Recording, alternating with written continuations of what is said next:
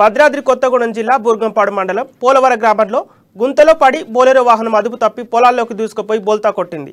ఈ ప్రమాదంలో బోలెరోలో ఉన్న రాజు అనే కూలి అక్కడికక్కడే మృతి చెందాడు.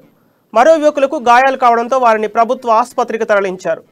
ఘటనపై బూర్గంపాడు పోలీసులు కేసు నమోదు చేసి దర్యాప్తు చేపట్టారు.